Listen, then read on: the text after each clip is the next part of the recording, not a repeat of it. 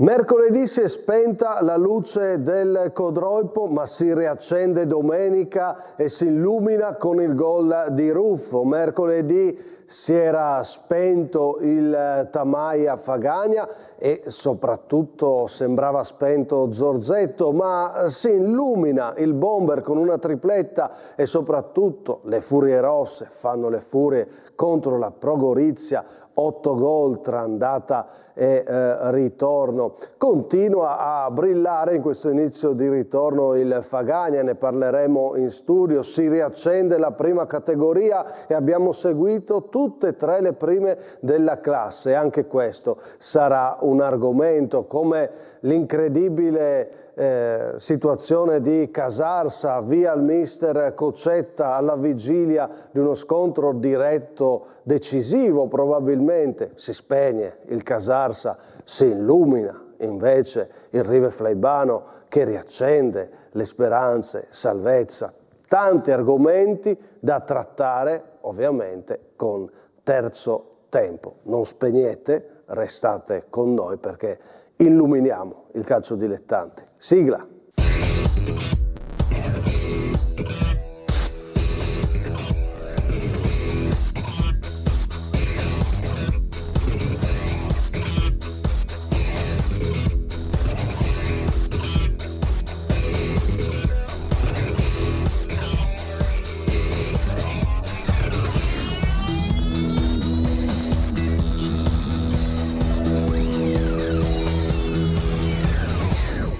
C'è un problema Zorzetto. Dalla Coppa Italia in poi, insomma, diciamo che...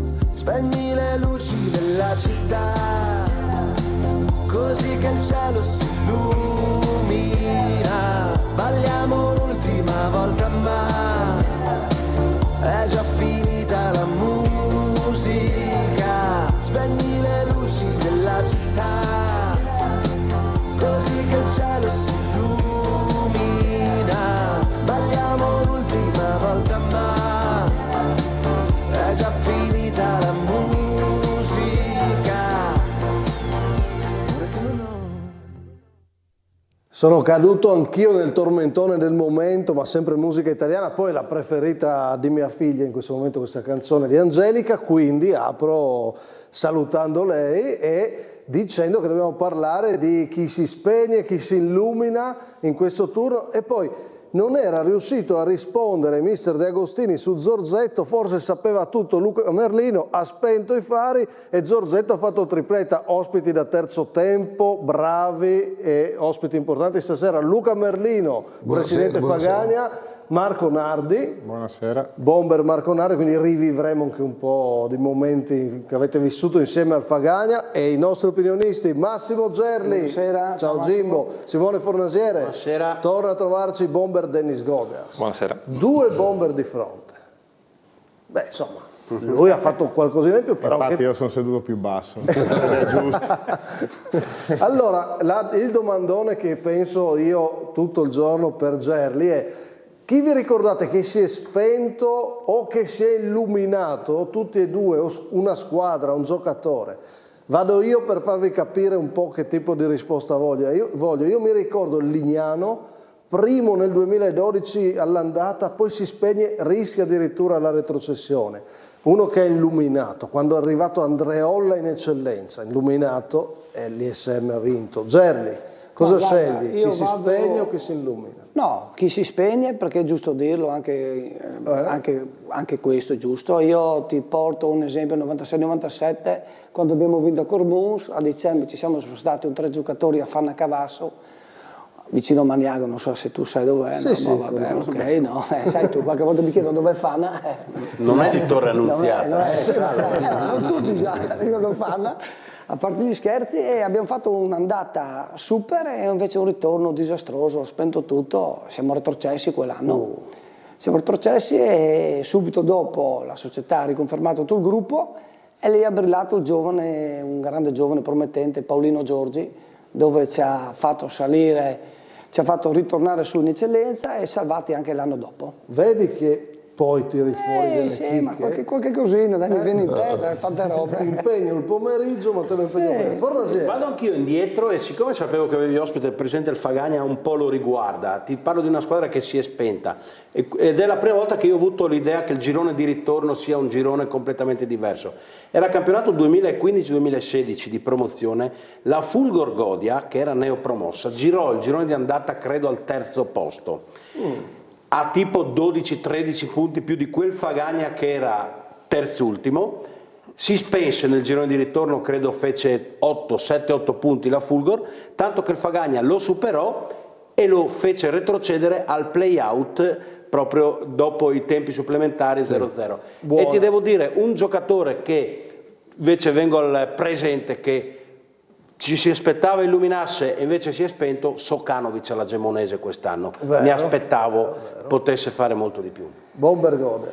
Mi ha messo in difficoltà perché prima ragionavo su Ciriello, però sono troppi anni che si è acceso, quindi invece un giocatore che mi sono ricordato che effettivamente ha cambiato una mia squadra, ne parlavo prima dell'UFM, e quando nel mercato di riparazione è arrivato il buon Zubin, che io non avevo mai avuto la fortuna di giocarci assieme, avevo giocato solo una volta quando era a Pordenone, io ero a Trieste, e effettivamente fortunatamente non era solo lui, il fatto che ci fosse anche Daniele, qualche giocatore. No, lì tu, Mattielli. Sì, però effettivamente hai visto la differenza, cioè Zubo vicino, ragazzi, io non sapevo fosse così forte, ma tanta roba. Bravo, ragazzo eccezionale, ma giocatore incredibile. Mi ricordo benissimo, fa un gol tipo pallone, col piatto Fortissimo. destro, un pallonetto. Fortissimo. Nardi? Allora, io parlo per i miei trascorsi e dico il San Daniele, il primo anno di eccellenza, quando abbiamo fatto 7 sconfitte o 8 di fila e ci siamo salvati alla penultima giornata. Da spenti vi siete. Da spenti, lì abbiamo avuto 2 innesti a dicembre e ci siamo accesi completamente. Poi di giocatori direi che si è illuminato tardi Motta, perché comunque prima ha fatto categorie inferiori, facendo bene, Benissimo, benissimo, però è arrivato secondo me nelle categorie che meritava tardi. Buono. E come si è spento direi Mosanghini, perché me lo ricordo fuori quota, era Molto di un'altra categoria. Che bei nomi, che belle cose. Chiude Merlino e poi partiamo con gli argomenti attuali. E io invece dico, siccome è una ferita ancora aperta, un campionato che non è potuto essere concluso, io dico il Fagagna quando era in lotta anche per il primo posto, di 19-20, che è stato chiuso dal Covid a 4 giornate dalla fine, e noi eravamo proprio in rampa di lancio e siamo stati spenti, non ci siamo spenti noi, ma ci hanno spento. No? E lì avevamo 2 scontri diretti, sia Tor Viscosa che Manzanese ancora da fare, a 4 punti da Manzanese, e ci hanno spento il campionato quando noi eravamo proprio in una forma splendida, e chi ci accendeva era Marco Nardi, che va presente. E lì mi sono spento anche io. Col Covid si è spento. Col Covid, il Covid ci ha spento proprio in un momento bellissimo. L'infortunio al ginocchio mi hanno... È vero.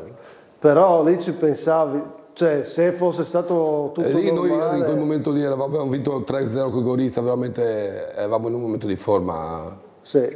Bello, mi piace. Allora, Serie D, un po' tra luci e ombre, no? Continuano queste giornate in Serie D, non si riesce mai totalmente a ingranare. Allora, un piccolo riepilogo con l'ospite che abbiamo avuto questa sera alle 19:30, parliamo sempre di Serie D. Curiosità, abbiamo parlato di Della Rossa, giovane, arrivato dal Martignacco al Portogruaro, che è il Portogruaro che fa sempre punti con le regionali e che ha incontrato Chionze e Brian Lignano. Ne abbiamo parlato con lui delle nostre regionali. Dal Martignacco al Portogruaro, dalla promozione alla Serie D.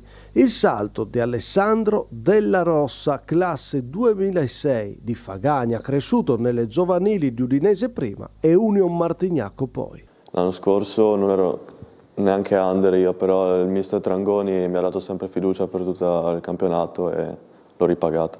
Allora all'inizio dalla promozione alla Serie D è un grande salto. All'inizio l'ho un po' sofferto perché dovevo abituarmi a ritmo, gioco di palla, tecnica.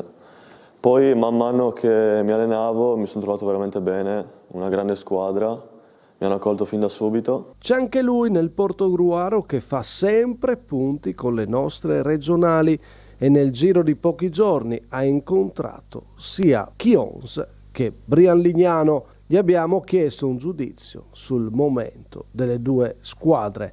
Il Chions penultimo e il Brian Lignano per la prima volta in stagione in zona play-out e a braccetto col Portogruaro a 30 punti. Il Chions è una buona squadra in realtà. Davanti hanno grande qualità con Valenta, Danti. E in mezzo al campo con Bovolon, forse dietro peccano un po'. Sono entrati abbastanza bene nella partita loro, però man mano che la partita continuava sono calati praticamente dopo 30 minuti. Sì. Mancava cattiveria, mancava tutto. Il Brian Lignano è una squadra molto compatta. Ha forse uno degli attaccanti più forti del girone, che è Ciriello. Però senza di lui nel secondo tempo, quando è uscito, li ho visti calati fisicamente. Rispetto all'andata, secondo te un Brian Lignano che ha perso qualche certezza o no?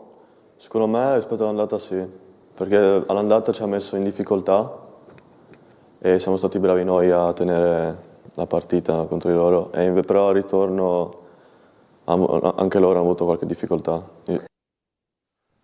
Insomma, Della Rossa, con calma, ma due cose le ha dette. Colpetti li ha tirati. Sì, da opinionista navigato. La nostra grafica con 3 interrogativi per voi. Decidete, dovete rispondermi a queste 3 domande con sì o no e motivare. Allora, sul Chions vi chiedo speranze finite. Marmorini non ha ancora vinto. E io l'ho visto col Portogruaro e non mi è piaciuto per niente il Chions. Sul Brian Lignano vi chiedo preoccupati, se sì e quanto, luci e ombre, il Cerlins Muzzane, e se sì, dove stanno le luci e dove le ombre. Allora, chi parte? Vai, cosa scegli? Io Vai. per il Chions dico metto uno spero no davanti, perché mi auguro sempre che le regionali riescano a saltare fuori, anche se so Però che è un momento difficile. Spero... Non so, non vorrei dire no, io dico voglio mettere lo spero. Preoccupati il Brian? Sì, perché adesso sono entrati in un momentino delicato, non li sta girando tanto bene e comunque sia, anche loro devono stare attenti perché il giorno di ritorno, come diceva anche Simone, è sempre più particolare tra rinforzi e quant'altro. E invece per il Cerlins, la sconfitta di domenica, continuo sempre a dire, una squadra che prende tanti gol non va bene. Aveva iniziato, esattamente, aveva iniziato a non prendere gol, domenica 4 gol, non sono pochi per una squadra come il Cerlins. Simone, chiedo alla regia se mi può proporre l'ultimo gol subito dal Cerlins Muzzane, ti faccio partire da lì, insomma, perché eri lì, perché tu segui ovviamente da dentro anche le vicende del Cerlins Muzzane. Questo tema dei gol è tornato? È una delle ombre che torna? No, non mi preoccupa, ho visto una squadra forte, il Belluno, con un genio davanti che ha fatto la differenza, quindi non vorrei portare male al Carlino, ma non mi preoccupano i 4 gol presi domenica. Non ci sono luci e ombre in questo momento, più luci. Io ho visto luci anche domenica nel 3-4. Secondo me il Cerlins domenica forse ha fatto la miglior partita di quest'anno.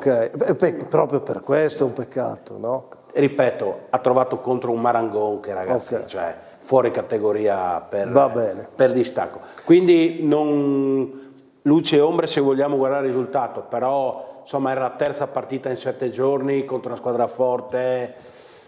No, la sconfitta di domenica non deve portare a pensare a luce e ombre. Adesso arrivano i 2 derby regionali. Arrivano Chions e Brian Lignano. Mi dici su Brian Lignano? Preoccupato un inning, si può dire? Sì, può dire. È chiaro che domenica, adesso il Brian Lignano, io credevo vincesse, speravo naturalmente anche vincesse a Portogruaro, è andato in vantaggio in uno scontro diretto. Un punto in 2 scontri diretti, un inning mi preoccupano. No? C'è il Bassano, Adesso arriva il Bassano che è una squadra che sta bene, poi arriva il derby anticipato di sabato, praticamente è ufficiale e quindi il momento è così, anche perché lo sappiamo che il finale di campionato, lo dicevamo già all'inizio, poi arrivano le grandi, devi andare a Belluno, hai il Treviso in casa, quindi un po' preoccupato. Però hanno Ciriello davanti e quindi mi lascia abbastanza tranquillo lui. Avete sentito Della Rosa, qua 2 bomber, senza Ciriello questo Brian Lignano ha tante meno certezze. Questo è ufficiale da un po' di tempo, no? È normale. Normale. È normale quando c'è uno davanti che ti fa la differenza. Ti ha fatto 16? Sì. È un doppio 15 16 gol. È normale che ti faccia la differenza. Il Brian, io sono preoccupato perché è la classica neopromossa che parte bene e poi purtroppo devo dire che col bel calcio non ci si salva, no? Dicono. Io spero che ce la possano fare. Il Chions invece rivedo peggio. Sì, certo. Cerlins. Luce e ombre da quanto? Però quest'anno sicuramente più luci, è vero, certo, è vero, sì. Soprattutto in crescita. Volevo sentire solo su Ciriello. Cosa vuoi che ti dica? Che è forte? No, che... Uno che fa 40 gol, non so quanti ne ha fatti l'altro anno, uno che ne fa, va sul 20, facile quest'anno. No, ma passa adesso senza Ciriello... Come se all'Inter togli Lautaro, è normale che sia... No, non farmi arrabbiare. Non te lo posso togliere. Quest'anno ce l'ho al fantacalcio, sta facendo niente. È quel genere di giocatore che ti sposta, è normale, quindi mancherebbe anche a qualsiasi altra squadra. Sei preoccupato per il Brevignano? Io ho visto il video della partita di domenica, ho visto la partita e ho rivisto la partita.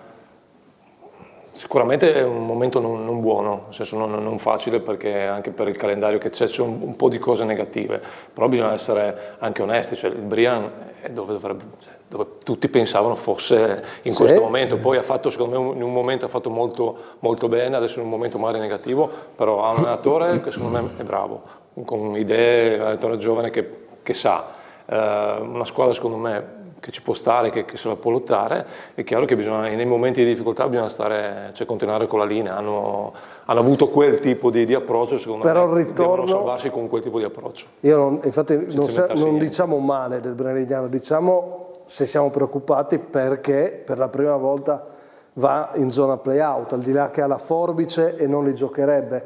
Quello che dice Marco è un tema, occhio le neopromosse in questo momento, no? In quel senso lì un po' fa paura. Le 3 domande mi manca di sentire sul Chions, questo chiedere speranze finite, abbiamo qua un presidente un po' brutto, no? Sì, è un po' brutto perché comunque la speranza è l'ultima sempre a morire, quindi io spero che il Chions abbia la forza di cambiare registro, però dopo il cambio di allenatore non abbiamo visto questo cambio, questo no? è il problema, i risultati non vengono e continua a essere deficitari della classifica. Perché il presidente proprio ci aveva detto adesso abbiamo cambiato allenatore, vogliamo vedere i giocatori, è troppo poco. Ha detto mercoledì scorso Marmorini, ho visto una squadra solida.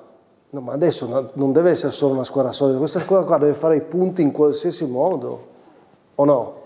Certo, anche perché adesso sei penultimo, il Montecchio si è staccato con 2 partite sulla carta agevole, battendo l'Avis e pareggiando a Ciserano, e non è mai facile pareggiare nel Bergamasco. È chiaro che il Chions il tempo stringe. Però dite no. No, perché insomma la matematica per rientrare nella forbice, mi piace pensare che la matematica ti dia ancora speranze. Certo, non sono finite a livello di matematica. Ancora un po' di speranza, dai. Io per come l'ho visto mi verrebbe dire no. Io l'ho visto solo all'andata a Carlino e lo vedrò.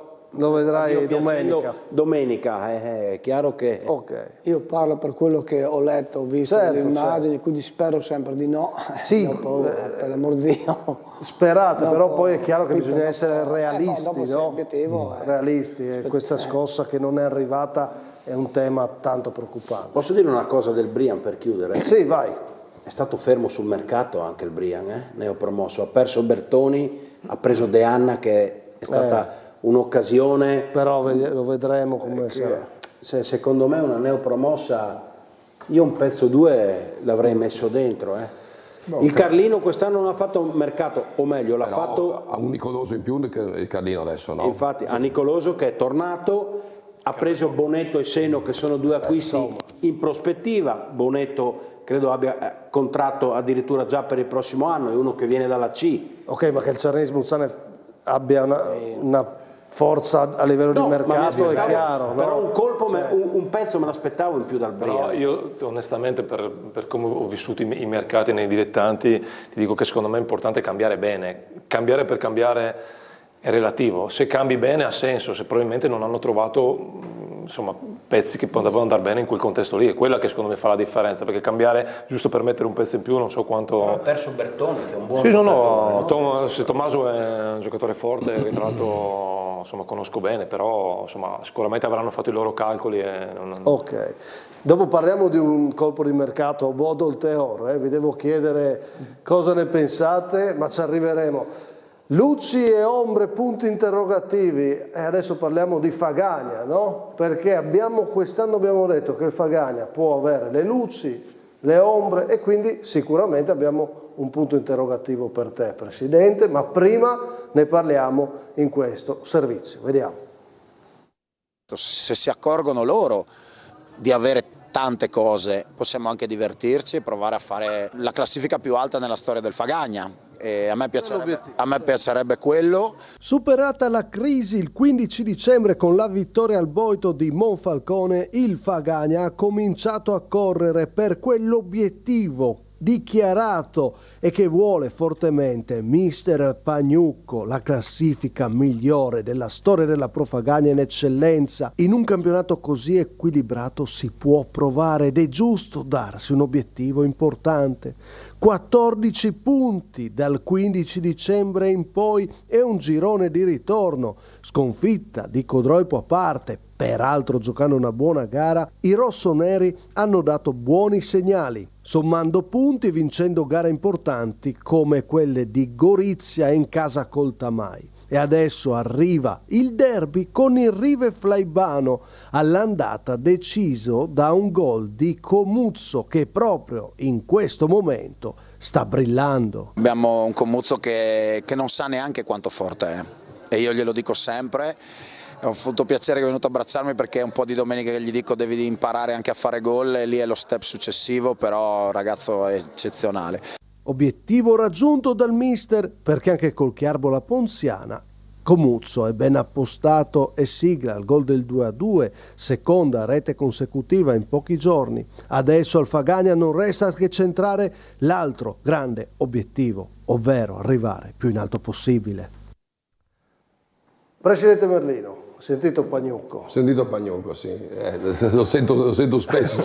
No, ma è un bel obiettivo. È un bel obiettivo, sì. Per noi, dicevo prima di quando ci hanno stoppato il campionato in Covid, eravamo quarti, quindi l'obiettivo sarebbe di migliorare quel piazzamento lì che noi avevamo terzo a pari merito con il Brian. Più gol, però. Più gol noi, vabbè, Comunque terzo posto sarebbe l'obiettivo. Comunque l'obiettivo avevo dato nelle prime 5, solo che anche noi abbiamo luci e ombre soprattutto di approccio alle gare, perché prendiamo tanti gol dai primi minuti, abbiamo presi a Codroipo, l'abbiamo preso domenica col Chiarbola, cioè abbiamo questa difficoltà all'approccio iniziale della gara che è su qualcosa su cui ci sta lavorando tutto lo staff tecnico, il Pagnucco, per cercare di far capire a questi ragazzi qua che dal primo minuto bisogna essere subito sul pezzo. Quindi dipende dai ragazzi questa crescita, no? Ma una crescita di personalità e di convinzione proprio nei propri mezzi, no? Perché noi siamo convinti di avere una buona squadra, abbiamo dimostrato anche in varie partite e sono convinto anche che nella partita singola non siamo inferiori a nessuno se tutti i componenti della squadra viaggiano al ritmo e alla convinzione giusta. Insomma. No, perché del Fagagna, no? Anche qua, Jimbo, abbiamo sempre parlato bene, no? Io sicuramente sì, oltre che amici, li ho visti 4-5 volte e hanno sempre giocato bene, devo dire la verità. E infatti ci si chiede... Infatti lo step successivo gli viene sempre a mancare. Comunque io e Pagno ci sentiamo qualche volta e lui giustamente deve inserire un po' il carattere che nella squadra, vedendola da fuori, in tanti singoli non ce l'hanno. Sono tutti tranquilli, io li vedo tranquilli. Lì ci vorrebbe sempre un carattere un po' più forte degli altri, rendersi magari un po' più antipatico, però fare attenzione agli altri giocatori. Cioè, so come spiegare, un leader comunque in campo che A Fagagna hanno una guida che a Fagagna quei momenti sinceramente di difficoltà che magari se a Fagagna non si vede da fuori, una guida, un leader per il momento io non lo vedo. No? Può essere una lettura. Marco, che hai conosciuto bene l'ambiente Fagagna, si sta bene, è una bella realtà, si può giocare. Fagagna è una bellissima realtà, è un'isola felice, no? Mi sono fatto 4 anni, sono stati bellissimi e come dicevo anche prima il Presidente e come stava dicendo adesso Jimbo, lì c'è secondo me una mancanza di leadership nello zoccolo duro, dove insomma io nella mia esperienza lì, ma anche a Gemona, a San Daniele, ho sempre sudato per la maglia e quando ti senti la maglia addosso fai determinate cose.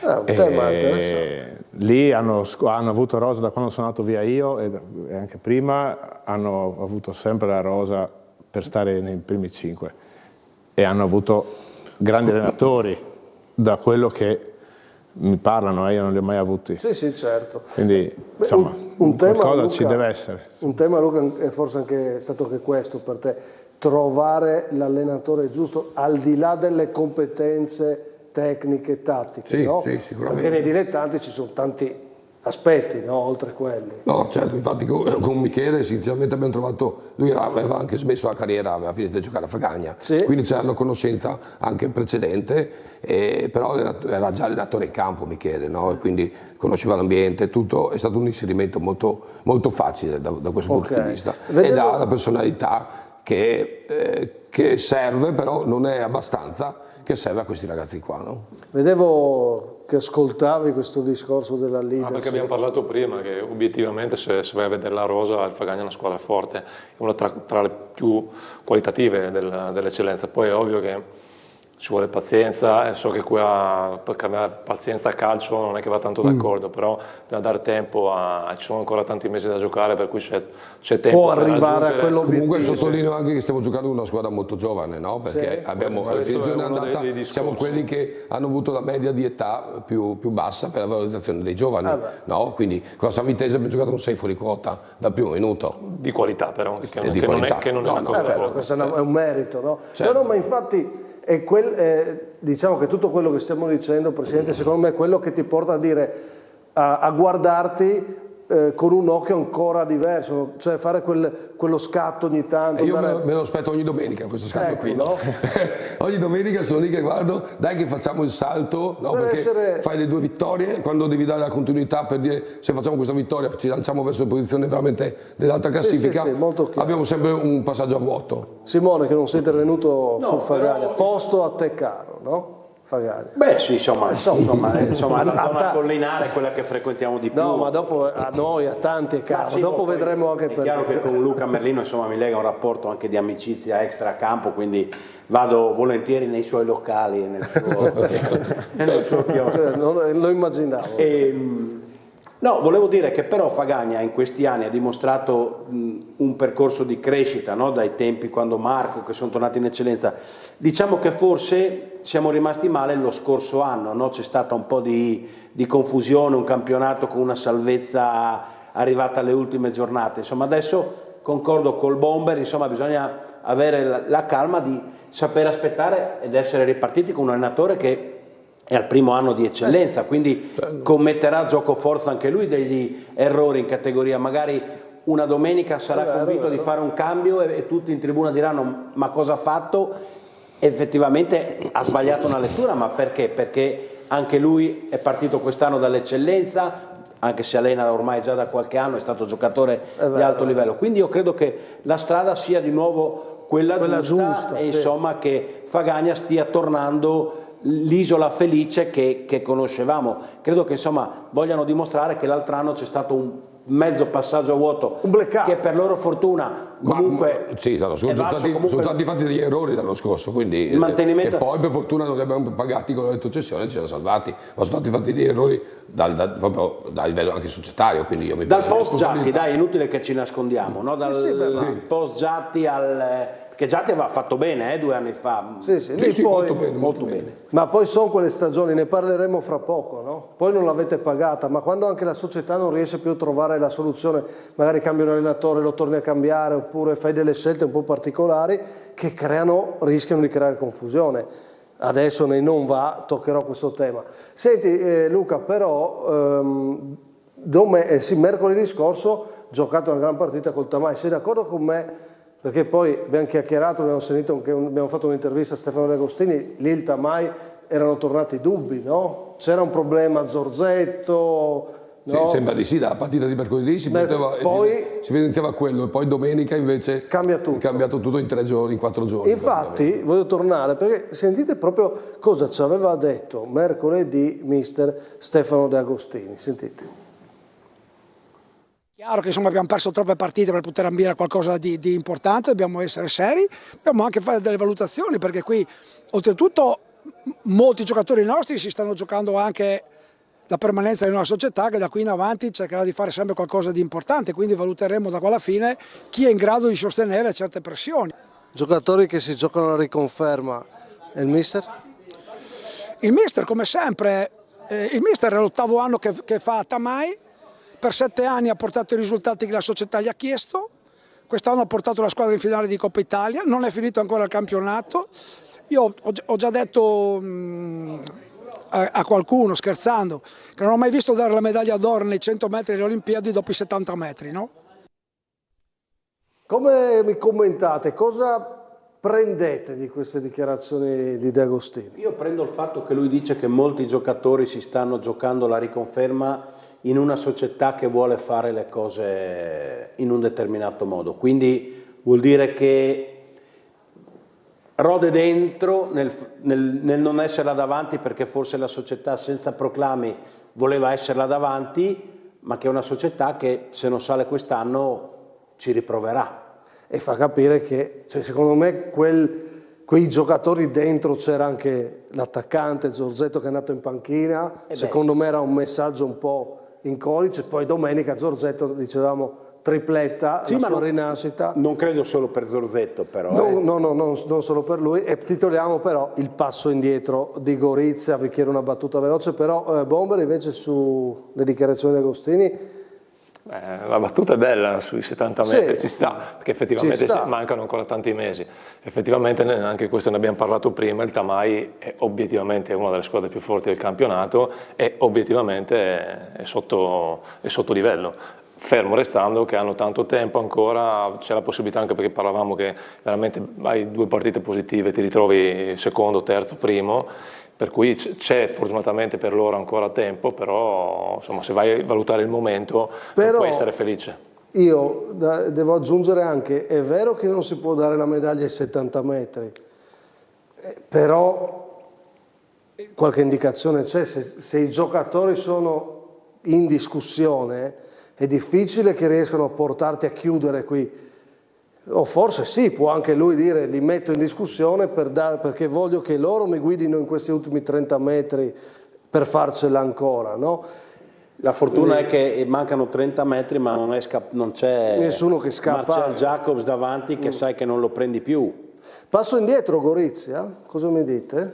No? Anche questo ne avevamo parlato nell'ultima trasmissione, che secondo me Sandrini stava facendo i miracoli ed era sopra livello, e adesso secondo me sta rientrando nella zona che è di competenza, perché poi alla fine devi valutare anche quello che va in campo, e secondo me la Pro Gorizia insomma, può ambire a una buona salvezza, un buon campionato, ma sicuramente non da prime posizioni. Poi se si ritrova come si è ritrovato in quelle posizioni, perché veramente stanno facendo delle cose super, adesso onestamente, al di là della brutta partita che sicuramente ho fatto Tamai. Esatto, però fa rumore il punteggio, sì, no? Però onestamente conoscendo Gigi non so se l'ha presa tanto bene il 5-0. Beh, credo che nessun allenatore, insomma, tu sei allenatore, Gimbo, prenda bene 5-0 io non sarei contento. Io avevo preso 6 a Tamai, quindi insomma, campo che non porta benissimo.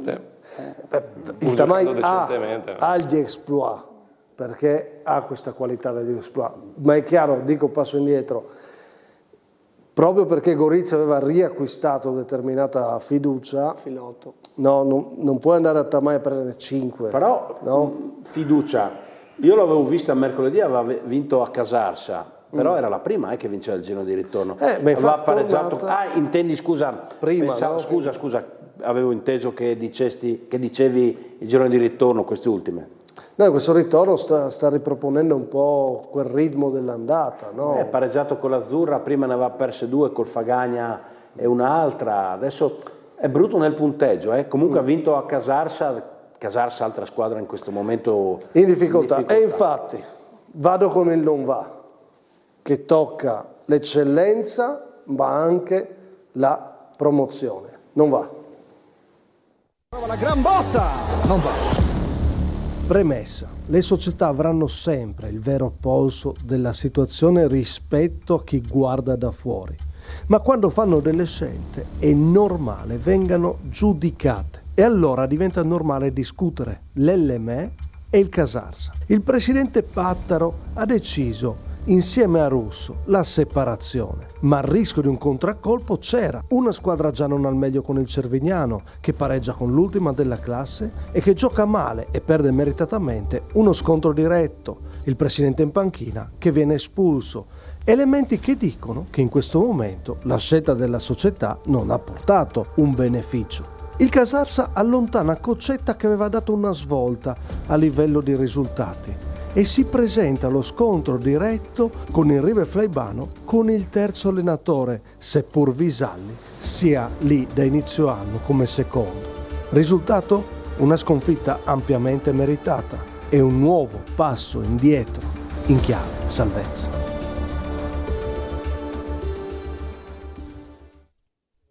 Allora, sono due per dei motivi simili, ovvero quando arriva il cambio di panchina. E diventano cambi di panchina pericolosi, no? Marco, cosa dici tu? Ti vedevo attento al servizio. Sì, no, sono pericolosi. Beh, insomma, il Casarsa ha fatto la sua scelta, la società. La Varia Morteana è stata un attimino più un mix di cose, no? E io penso che alla Variano stanno già programmando per il prossimo anno. E basta, quest'anno sia un anno di transizione da quanto ho capito, perché insomma 7 punti adesso 7, no? Insomma, sono comunque importanti. Ci torno fra poco sul tema campionato. Stavamo vedendo le immagini del Casarsa, vi chiedo, andiamo con ordine, prendiamo un non va alla volta e poi su Casarsa è stato un cambio sorprendente e se secondo voi farlo prima di uno scontro diretto va giudicato come un errore? Un giro di opinioni. Visto che parlavi tu, vai. Per me sì. Sì, da presidente? No, per me può dare anche lo stimolo, è pericoloso in entrambi i casi, però può dare anche lo stimolo se c'era qualcosa che non andava veramente. Allora, non sappiamo tecnicamente poi cos'è successo, no? Quale sia stato il Hai fatto comunque un cambio in casa. Cioè Visalli ce l'avevi già. Ce l'avevi già. Uno potrebbe anche dire... Che svolta dai? Che svolta dai? Infatti metti subito Visalli allora al posto di Coccetta quando lei... Ma poi secondo me... Aveva partito bene Coccetta, Infatti. Sì, no, ma non accusavo Coccetta, era per dire... No, dico, non è un cambio che dici, oh aspetta, arriva il mister nuovo, no, ce l'ho già qua, non è cambiato niente, è il martedì, è uguale. Sì. Però, voglio dire, poi lo scontro diretto, Casarsa... Non lo so, forse gli do ragione anche un po' il presidente, se c'era qualcosa che non andava hanno voluto dare la scossa giusta per fare anche bene. tanti infortunati il Casarsa, mercoledì era a Casarsa, ce n'era 6-7 là, entri Paciulli, altri. Metà lo sa fuori. Sì, certo, però... Massimo, però onestamente giudicare anche senza sapere cosa succede all'interno è complicato, perché poi noi dai un giudizio a posteriore è semplice, ha sbagliato per forza, hanno perso, se vincevano aveva fatto la mossa dell'anno, fa parte del gioco, non credo che ti diranno mai, vengono qua e ti dicono è successo così. Resta il fatto che ogni tanto ti inventi queste cose, anche perché non puoi cambiare 3-4 giocatori. Non è mai facile, non è che cambia a cuor leggero un allenatore, sembra una scelta molto difficile, speri sempre di farla nel bene della squadra. Però io ho idea che quando c'è il turno infrasettimanale, che sia fra domenica e mercoledì o mercoledì e domenica, il rischio aumenti a cambiare in 3 giorni. Ma c'è da dire che Visalli, scusa, è un secondo, cioè li conosce bene. Questo non puoi avere una reazione. Però allora vuol dire che non cercavi nessuna reazione, si è rotto qualcosa. Si è rotto qualcosa col mister. Col mister e finisce il rapporto.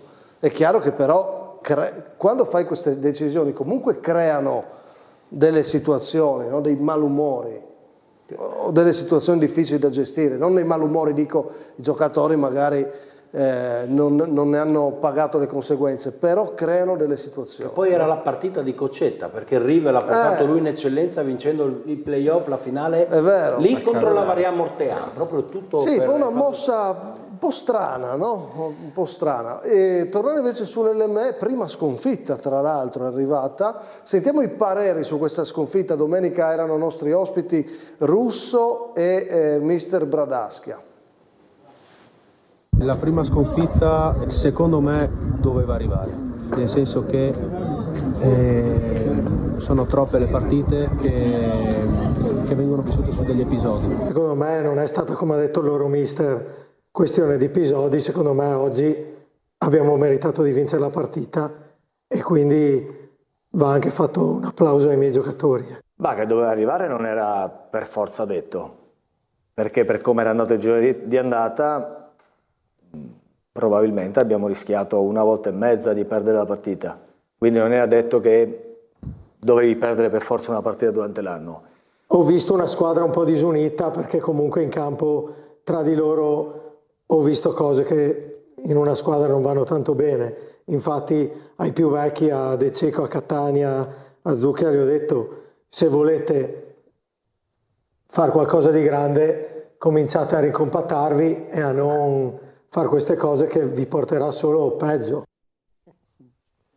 Bomber, dai che ti vedo attivo. No, mi faceva ridere perché Bradaschia l'ho conosciuto quando giocava alla Triestina. Mi fa ridere che l'allenatore della squadra seconda in classifica dà dei giudizi o dei suggerimenti alla squadra prima in classifica. No, però no, ha risposto una domanda. Sì, ci sta per l'amor di Dio. Io non so, dico, non conosco... ha detto se posso, è su una domanda mia. Però onestamente non conosco bene la situazione, rispetto sempre le società, perché quando cambiano c'è sempre una motivazione. Io ho avuto il piacere di parlare con il buon Russo dopo l'ultima volta che sono stato in trasmissione, devo dire che lo apprezzo. Ma qua come non allenatore. È il tema del cambio della società, è il tema che hai pareggiato con l'ultima in classifica e hai perso con la Forum Miuli. Non mi interessa se è giusto o sbagliato il cambio, non voglio tornare sul cambio, quello l'abbiamo già discusso, ma in questo momento il cambio sta dicendo che è successo qualcosa. Su questo siete d'accordo con me? Sì, no, ha fatto bene. Tipo un pareggio e una sconfitta, lo scontro diretto non è bene. Non è bene. No. Cioè il cambio, il Presidente, no. quando gli abbiamo detto: Presidente, tu sai che potresti andare incontro a delle critiche, lui ha detto: io ho le spalle larghe, questo non è un problema, no? E la scelta è chiaro che verrà giudicata col tempo. Il percorso di una società, le idee di una società vanno oltre i giudizi di una trasmissione. Ma, Simone, è chiaro che quando fai una scelta di questo tipo e in campo arrivano determinati segnali, è normale che vieni criticato. Beh, ma eri già criticato a prescindere perché hai mandato via o hai lasciato andare uno che ne vince 13 e ne pareggia una. È chiaro che adesso una ha vinta, una persa, una pareggiata alle prime 3, è chiaro, ma però mi chiedo cos'è che non va. Se i giocatori, come si dice, si vocifera, non andava bene l'allenatore perché non allenava, adesso è arrivato questo... allora... Che non allenava, scusa, questa era la voce che i giocatori non volevano più Russo perché si allenavano poco. Dichiarato, insomma, qua la regione è piccola, ci conosciamo tutti, insomma. Ne abbiamo parlato. E adesso è arrivato l'allenatore, allora... L'allenatore di adesso nell'intervista non si è visto, ma ha detto che prima il campionato non era finito, ma non è neanche riaperto adesso. Ha detto così, esatto. Quindi sì. Forse invece la controprova del fatto che nel calcio non sono iscritto. Si doveva anche perdere, ma quella partita non devi perdere con la Forum perché è seconda. Quella scontro diretto non devi proprio perderla. È uno scontro diretto, una squadra così forte che ha sempre vinto, perché dovrebbe perderlo? Perché ci sta di perderlo? Ma non esiste. Proprio non doveva perdere. Una squadra che ne ha vinte 13 o 14 è andata, doveva arrivare alla prima vittoria, ha ragione Russo, ma dove sta scritto? Non dai un bel segnale ai tuoi giocatori, non dai un bel segnale ai tuoi giocatori, dice doveva arrivare la prima sconfitta, ma è cosa? Partita sbagliata per perdere comunque. Vabbè, dai. Tra l'altro, io sono contento per Bradaschia che lo conosco da 30 anni. Sono 7 punti, non è che ce n'è tantissimi, sbaglia ancora 2 partite. Sì, non è facile perché 8 retrocessioni, fra 5 giornate hai già 5 retrocesse. Marco è molto easy, però dice la verità, quindi è bello così. No, diventa difficilissimo, gliel'abbiamo chiesto a Bradasca, sarà uno degli argomenti del secondo tempo di terzo tempo, no? Però intanto il tema sicuramente era, in queste due situazioni, i cambi di panchina hanno prodotto delle situazioni da non va. Simone Fornasieri, non hai altri non va da propormi, no? No, questi ti andavano bene questi invece, non vorrei anticipare temi, dai. Ok, va bene, allora facciamo così, ci fermiamo un attimo, se la regia è d'accordo, e un po' di pubblicità e poi noi cominciamo il secondo tempo e il terzo tempo perché devono partire tutte le nomination, ok? Pronto? Ah sì, ricordati, se devi darmi una nomination ancora di gennaio, no, tutti, se avete qualcosa, perché c'è stato il turno infrasettimanale in eccellenza, accetto una nomination aggiuntiva, Ce l'ho. Se c'è qualche caso eclatante, Ce l'ho, eclatante. Però dovete convincere. Passerà. Va bene? Ok, pubblicità, torniamo fra poco. Allora, siamo pronti, secondo tempo di terzo tempo, dobbiamo fare le nomination, le prime di febbraio e eventualmente qualche aggiunta per gennaio con il turno infrasettimanale, su proposta, si è già prenotato Fornasiere. Allora, ripartiamo però dal miglior allenatore, perché mi collego al tema che ha chiuso la prima parte della nostra trasmissione. Vediamo.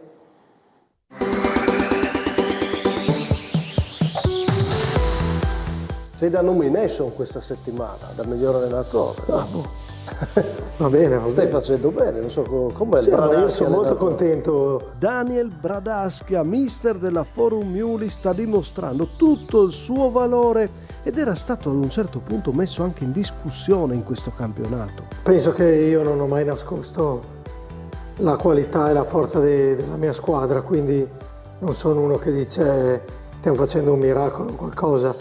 Penso che ho sempre detto che la Varian aveva qualcosa in più a livello di rose, che noi avremmo cercato di fare il possibile per dargli fastidio. Domenica ha dimostrato che sotto la sua guida la squadra funziona e come la prima a battere con ampio merito l'LME capolista. E adesso la domanda che si fanno tutti è questa. Proprio non si può pensare che il campionato sia ancora aperto, è possibile. Ma no, sicuramente noi cercheremo di dar fastidio alla Varian, però dobbiamo pensare che comunque mancano 10 partite, non ne mancano 20 no, e su 10 certo, partite noi dobbiamo vincerle tutte 10 e sperare che loro ne sbaglino 3. È un Ed po' è una troppo, cosa è un po' difficile troppo, secondo me, per la rosa che c'ha. Si lega a quello che diceva Nardi, no? Marco, insomma, non c'è margine probabilmente per pensare ad un campionato riaperto. Deve succedere un miracolo e la Forum non deve mai sbagliare mai. Sì, infatti. Spero per Daniel. Spero per lui. Beh, lui insomma l'abbiamo nominato miglior allenatore, Jimbo. Io sono d'accordissimo, hai detto anche una cosa giusta perché era messo in discussione, sai che io in quella zona lì sento le voci e ti dico la verità, non avevo mai capito perché era messo in discussione, perché ha sempre fatto bene e fino adesso si vede, secondo in classifica. Quindi Daniel, io sono d'accordissimo con la nomination, anche perché è un amico, è un bravo ragazzo, si impegna da tutto, casa, corre come un dannato, quindi ci sta. Ci sta. Fornasiere. Sì, è un bel nome, ma sai che io non posso passartele così facili. Io ti dico un altro nome invece, perché insomma secondo me domenica, tu hai messo prima e non va, ha ottenuto una vittoria di vitale importanza e ossigeno puro per continuare a mantenere vive speranze di un play-out. Io ti dico che insomma quarto risultato utile consecutivo, vittoria in uno scontro diretto. Io voglio premiare Mauro Lizzi del River Fleibano, perché secondo me a Casarsa era l'unico risultato che poteva ottenere e l'ha ottenuto. Fai bene a dirlo, perché così diciamo anche una cosa, guardate al derby. Sabato abbiamo il derby, sì. Guardate al derby. Il derby che quest'anno è in posizioni contrapposte, no? L'anno scorso eravamo noi in difficoltà, loro erano già salvi e abbiamo vinto noi 3-1 e quest'anno noi non siamo salvi, ma comunque siamo in una posizione un pochino migliore e loro che hanno bisogno di punti, quindi sarà un bel derby sicuramente. Sempre sentito, no? Sempre sentito il derby, sì, con River Fleibano. un po' di avvicinanza, quindi è un derby storico, e un po' perché ci sono anche tanti ex dall'altra parte. Chi lo sente di più di voi? A chi piace di più giocare questo derby? A chi piace di più? Sì, chi lo vive, chi è che lo carica? Pagnucco sicuramente, anche perché è un ex anche lui, quindi è un ex anche lui del Rivas. Tutti e due gli allenatori sono ex. Sì, torna Mauro, Sì, sfidate quindi Mauro che ha scritto pagine importanti. è una sfida molto sentita da entrambe le parti. Sì, sfida da seguire, naturalmente la seguiremo, e loro, tra l'altro, adesso rispetto all'andata era proprio un momento down totale. Adesso, come ha detto Simone, con questi risultati è tornata netta la speranza salvezza. È una squadra vivissima, anche perché il mister è andato a vederli in casa, non mi ricordo con che squadra, comunque una partita bella del River Fraibano, con una squadra tutt'altro che scoraggiata comunque. Sì. Col Crash, credo, no? Col Crash, mi pare. Sì. No, ma bravi a riprendersi in mano questo campionato. Io non ero convinto ci fosse margine, e domenica hanno detto Simone, poi chiudiamo la nomination di Bradaschia, merito sicuramente a Lizzi, arriva in questa speranza play-out, c'è anche il grande demerito del cammino dell'Azzurra, diceva Russo. Assolutamente sì, l'Azzurra ha un altro passo indietro, non riesce a non dico a prendere il volo, ma a dare un po' a far vedere la luce in chiave salvezza. E quindi questo c'è anche qui un cambio di allenatore, no? Che c'è stato. I cambi non sempre. E questo è chiaro che il River Fraibano lo vede, lo capisce, lo legge, quindi ti dà anche la carica a chi è dietro. Bradasca, la Formiuli da copertina, vado a chiudere per il momento. Terrei Bradaschia. Vediamo Odeas cosa vuol fare. Mi piace come nomination, ci sta, anche perché è vero che in promozione è complicato che si riapra, però stare lì, dimostrare uno sconto diretto che ci sei, insomma un po' di pressione ce l'ha messa, poi magari non succederà, però io non starei mai sereno, nel calcio non c'è mai niente di scontato, per cui i miracoli succedono, si sa mai. Assolutamente. Allora, giusto nominare Lizzi perché abbiamo toccato anche un altro argomento. Teniamo Bradaschia come miglior allenatore di questa prima nomination di febbraio. Vado con la miglior squadra.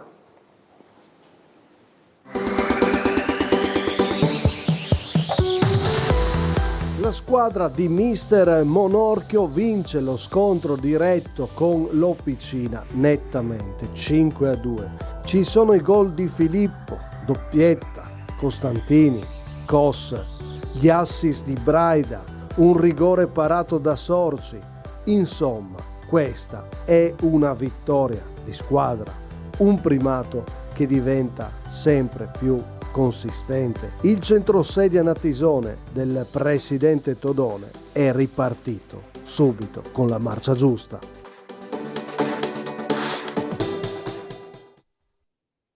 Jimbo, squadra proprio in questa vittoria, tanti che hanno brillato. Centrosedia l'ho vista all'andata, mi sembra col Domio che va vinto anche in casa, ma squadra costruita anche questa, come molto tutte le altre due del girone A e B, per vincere, strutturata proprio per vincere. Più hanno un Luca Filippo ritrovato, guarito bene. Braida, che bravo. Braida è bravo. Sì, sono tutti giocatori proprio messi vicino, calcolati anche secondo me. E poi vincere a Opicina con 5 gol, adesso io non so a Trieste cosa è successo, era secondo in classifica, 5-0 in casa, sì, 5-2. Partita che è girata a un certo punto. Sì, 2 gol li hanno presi nel finale, mi diceva Luca, quindi erano già 5-0. Adesso i gol sono solo le dinamiche dell'Opicina, se mancavano non mancavano, però, sai, però è giusto dire che la squadra di Monorchio è una squadra sicuramente. E ha dato una dimostrazione. È ripartita la prima categoria, Simone, e ha dato una dimostrazione di forza. Squadra importante. Sì, era già in prima categoria, no? No, dico, è ripartito il campionato. Il campionato, no. Sì, però, allora, prima di dirti di febbraio io ti faccio l'inciso di gennaio. No, me lo fai dopo. Ah, ok. Voglio chiudere questa parte. No, non ti passo il centrosedia. No, ma scusa, 5-2 in uno scontro diretto. Avete detto tutto, ma io ti dico un'altra squadra, che è la Gemonese. Ma l'avevi già detto la scorsa settimana? La settimana l'abbiamo nominata. Di nuovo. No, siccome lui dice sempre a noi di nuovo. Sì. Lui perché merita. Ha battuto l'Aviano, che è stata una delle grandi, ed è tornata prepotentemente in corsa per la salvezza. Hai ragione. 2 vittorie con Corva e Aviano, 6 punti, valgono più del 5-2 del centrosedia in quel di Opicina. Adesso chiedo agli ospiti perché mi stai mettendo in difficoltà, perché è giusto dire questo della Gemonese. E domenica, martedì prossimo, ridirò la Gemonese. No, martedì non me l'ha passata la Gemonese. Guarda, l'hai messa tu la Gemonese? Sì, non me l'ha passata, se te l'ha passata. Sì, no, allora, io voglio confidare che a febbraio ci sia ancora una possibilità, no? Però magari anche una squadra forte come il centrosedia può tornare, no? Sabato c'è il 3 Gemonese, no? Però ci sta la nomination, vediamo cosa mi dicono. La nomination è solo della giornata? Sì, se no... Io ti dico il Ronchi del buon Simone Motta, che è andato a vincere con l'Ancona, credo, e sta tenendo viva la speranza salvezza, quindi visto che è un amico mio... ok, però non te la passo, doveva vincerla, l'ha vinta, tra l'altro... È una partita complicata comunque. No, è vero. Cosa mi aiutate? Beh, no, io direi Deportivo, ma non me la passi, quindi voto per la Gemonese del mio pretto. Beh, certo, ma al di là del cuore è giusto far passare la Gemonese. Sì, perché si sta risollevando, prima sembrava insperata e adesso forse c'è un po' di luce, no? Vedi? Un po'... Sì, è vero. Luca, cosa faccio? Io voto il centrosedia e hai dato nomination. Secondo me questa vittoria qua è veramente una vittoria di un certo calibro. Tengo il centrosedia. Va bene. Mi perdonerà Pretto. Abbiamo detto vale tantissimo. Lo voteremo anche la prossima settimana. Sì, ma infatti può tornare. Sabato vince a Faennis. Però sai come faccio a non mettere miglior squadra? Scontro diretto, vince con 5 gol, più protagonisti decisivi. No, non la cambia. Parliamo di prima categoria. Abbiamo detto del centrosedia, Depo. Eccoci qua. Ecco, la forza del Depo sta in tanti elementi, perché 5 gol tu, 5 gol Vit, 5 gol Mossuto, giusto? Sì. Siete in tanti. Sì, sta nel gruppo, sta nella rosa lunga, che per fortuna tra il mio infortunio di Mossuto, siete fuori un mesetto entrambi, sta nella rosa lunga e che quindi ci porta a essere lì davanti con merito. E con pochi rivali? Allora, domenica abbiamo la Risanese, che è una grande prova di forza, e se vinciamo la togliamo dal discorso, che andrebbe a 13 e quindi la togliamo. È vero. È un piccolo bivio per e devi vincere comunque. E resta anche il Ragogna, che ha 11 vittorie di fila, quindi cosa devi dirle? C'è il Ragogna. Siamo lì, ce la si gioca fino alla fine. Abbiamo fra 3 settimane lo sconto diretto. Con Ragogna. Che bella. Andate là, no? Sì. Andiamo, sì. Campo Ostico, sempre là. No, perché? Senti, ma Nardi a che punto della sua storia calcistica è? Quasi agli sgoccioli. Sì, devo arrivare ai 300 gol, come avevo già detto in settimana. Mi mancano 300 gol in campionato. Quanti ti mancano? 12. Perché la Coppa non l'ho mai, non la stai calcolata. Non l'ho mai calcolata, purtroppo. Quindi devi correre quest'anno? Devi farne 12? No, ancora il prossimo. Ok, ti dai quel tempo. Ma se arrivi già a 300 quest'anno, cosa fai? Arriviamo a 350, fra 2. Okay. No, perché ti devo far ascoltare un passaggio dell'intervista, no? Sì. Di mister Pravisani, perché ha parlato bene del Deportivo, però ha fatto questo passaggio, ma non per fare polemica, ma insomma, siccome era curioso volevo farti sentire. Abbiamo incontrato una squadra che effettivamente merita il posto che ha e credo che venga promossa e secondo me con una punta efficace può fare un grosso campionato anche in promozione.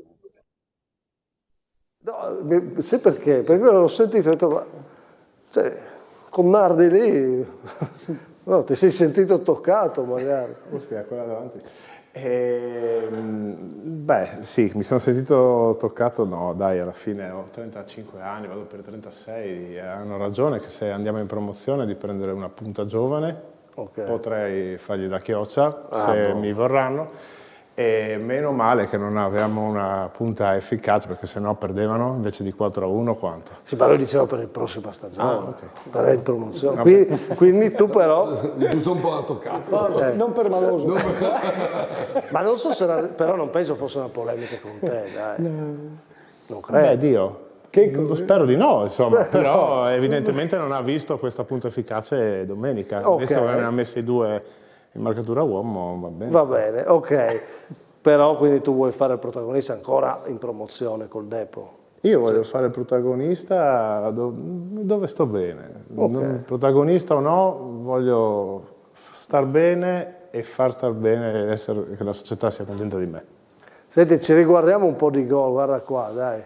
Sai che a me piace andare a pescare negli archivi. Vabbè, questo l'abbiamo parlato 1000 volte, ma ogni volta, visto che la prossima settimana inizia la fase nazionale della Coppa Italia San Donaco Droipo, probabilmente si giocherà alle 19, qua un golletto di quelli in fase nazionale con l'Union Ripa, di un Nardi informissima, e poi arrivano, ho messo un gol, ho recuperato un golletto a 13° e poi i gol di Fagagna per tornare a quegli anni lì. È giusto dire San Daniele Fagagna, beh c'è stata Gemonese, non dimentichiamo, però quale avventura ricordi di più? O su quale avventura vuoi soffermarti? Magari Fagagna, visto che c'è qua anche Luca. Devo dire no? Fagagna un po'. No, dico Fagagna, cioè, sono stati comunque tutte e tre le società, mi hanno lasciato un pezzo di cuore, e dico Fagagna perché ho fatto il record di gol nazionali quell'anno. Quindi hai chiuso quanti gol quell'anno in promozione? 37 in campionato. 37. E quindi questo è bello. Questo è la Pravis Domi, bellissimo. Sì, dico Fagagna perché comunque ho passato 4 anni molto molto belli tra me, la famiglia, cioè anche mia moglie ha lasciato un pezzo di cuore lì, è questo il bello del mio calcio. Sì, ma scusa Marco, tu dietro questa parete hai fatto 2 gol però... 3. Ah, 3, ecco. Sì.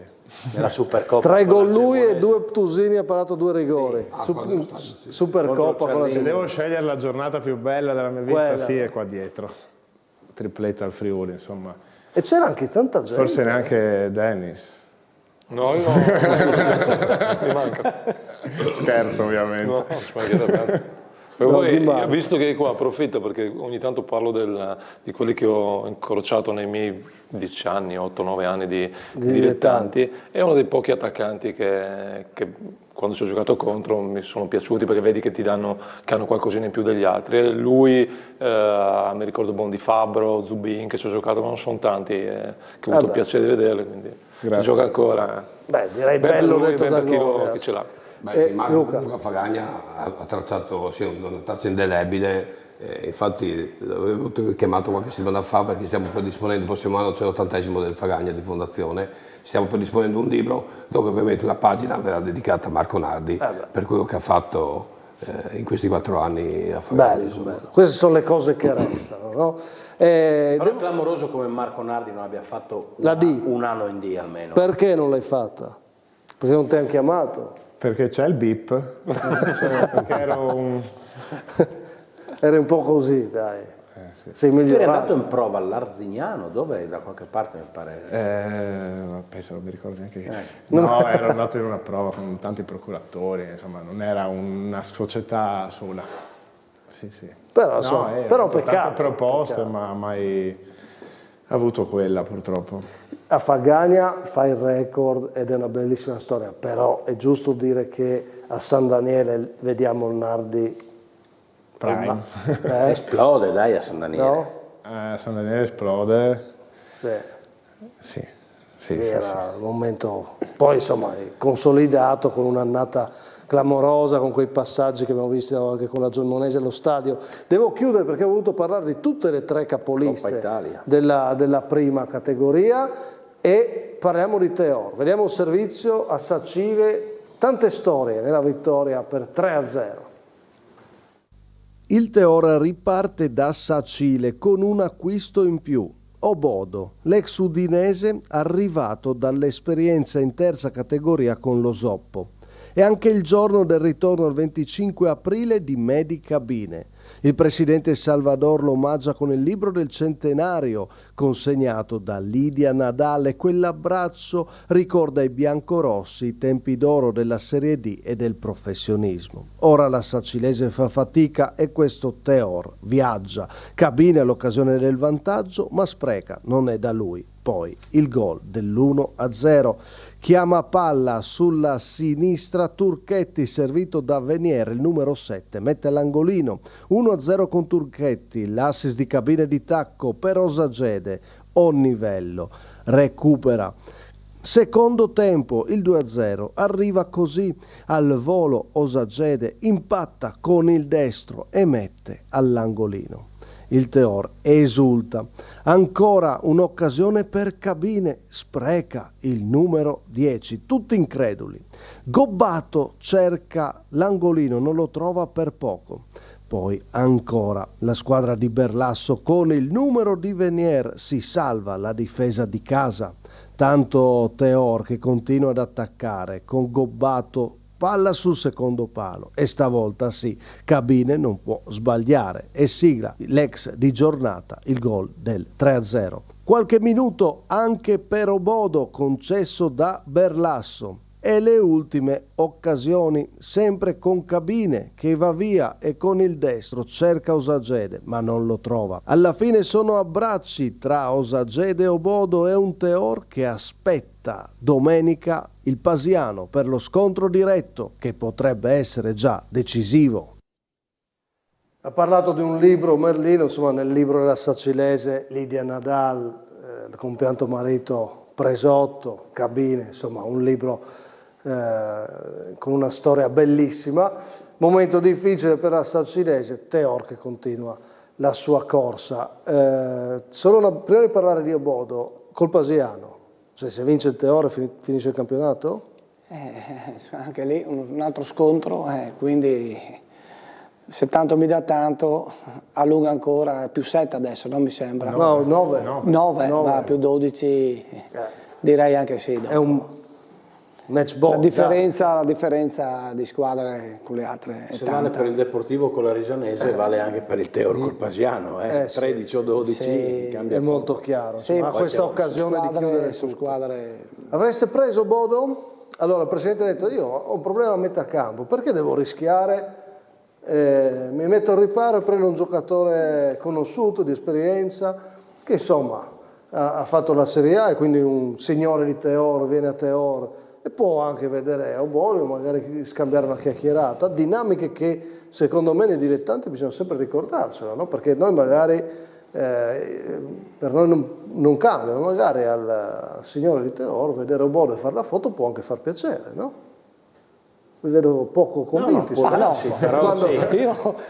Godes è arrivato nei dilettanti, Dio, adesso non esageriamo. No, quando è arrivato nei dilettanti qualcuno avrà fatto la foto con Godes. Sì, no? Ma Godes stava in piedi e la dimostrava. Obodo sta in piedi, lo dimostrerà, ma se io sono primo in prima categoria prendo un giovane che il prossimo anno in promozione mi può dare una mano, non Obodo. Sono scelte della società, insomma, quelle, però ha detto che sì, era pieno di infortuni nel centrocampo, quindi ha voluto, speriamo che non si faccia male, se prende un giovane si deve magari non so in che condizioni fisiche possono essere, si deve rimettere adesso. Però se il giovane, chi prendi di giovane adesso, scusa, adesso prendi uno usato sicuro, magari che ti serve per fare qualche minuto, per avere un uomo in più? No, non vi piace? Beh, insomma, sei primo in classifica e hai quasi vinto il campionato, secondo me se vai da una squadra che è seconda o terza in prima categoria, magari lo convinci. Ok, va bene. Io dico che si può. Ma piuttosto vado anche con tutto rispetto al Charlins e mi faccio dare un ragazzo della Juniores nazionale io.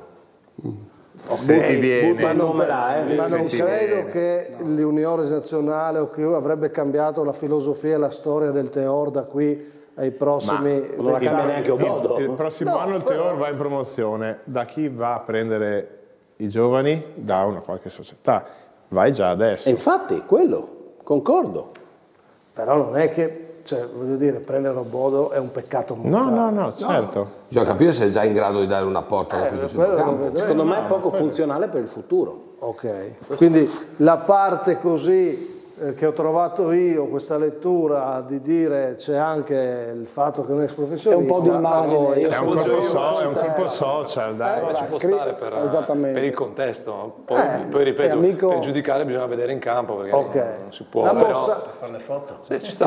la mossa immagine ha un Allora senso, prendi Jimbo in mezzo al campo non sono Bodo, e fanno fare vogliono le foto che con Jimbo. No, ma lì è un paura per le troppe donne che si avvicinerebbero. No, ma guarda, ritornando su Chris un momentino, che siamo spesso a settimana in Sì. giro per il mondo, lui è andato lì più che altro per immagine, perché a Osopo non sta bene fisicamente, adesso rientrerà piano piano, se fa qualche minuto è contento, ha gli amici, Madi, tutti, quindi è andato per quel contesto lì, secondo me, non è una mossa calcistica, non per è una giocare, un per mix fare... di cose. Vabbè, allora però non la facciano passare come una mossa calcistica che No, avevano ma fortuna. nessuno, ma tutti che sanno, Anche quello è uno dei temi. Va bene. Non giocava in terza? No, a Zopo non giocava, o giocava terza. poco, in secondo, era Quindi secondo. va là a divertirsi e basta. Ok. Sì. Insomma, molto critici Mettiamola così su questo argomento i miei ospiti, però è una notizia ed è un tema, e questo Teor insomma continua a vincere, continua ad andare bene, e in più c'è stata quella che comunque è una notizia, no? L'acquisto di Obodo notizia, no? Ovviamente. Parliamo di giocatori, chissà se sarà poi nominato miglior giocatore da terzo tempo da qui alla fine Obodo, chi lo sa, ma nel frattempo ecco la nomination di questa settimana. Vediamo, miglior giocatore.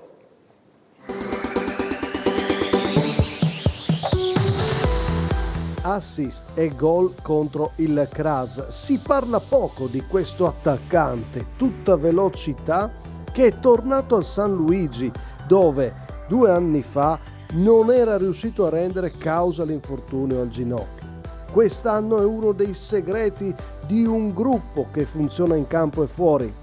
Olio, che già si era fatto notare le stagioni passate con Costalunga, Chiarbola Ponziana e Muggia, ora fa il protagonista col San Luigi. Mi sono arrivati 2 messaggi, uno del mio amico che saluto, Davide Urban, e non dico niente i messaggi che mi manda. Uno di Obodo.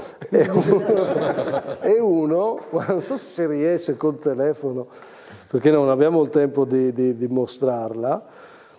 E qua abbiamo mandato Carlo Midera un'importante partita a calcetto, ma non si può, cioè è impossibile farvela vedere. Comunque è Nardi che sfida Cabine. Siamo in ritiro. Ecco, guarda qua. Ah, biliardino.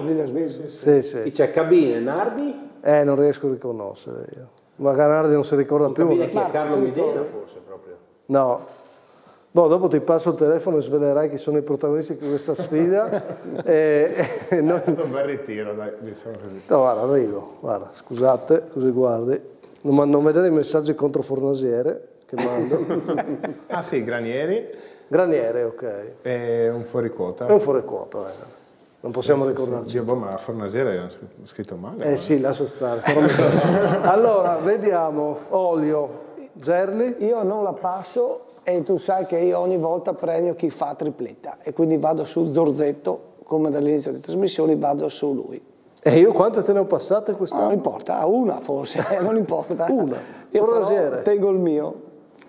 Zorzetto è un nome, non te la passo neanch'io, Olio. Ecco. Zorzetto è un bel nome, dico anch'io Zorzetto, anche se avrei voluto dirti per la storia Pontoni della Sanvitese, gol decisivo in casa dell'Azzurra, però ragazzi, se non premiamo chi fa tripletta in eccellenza, dico anch'io Carlo Zorzetto. Però non credo venga a Codroipo Zorzetto, ho sempre problemi di lavoro, però dobbiamo nominarlo comunque, no?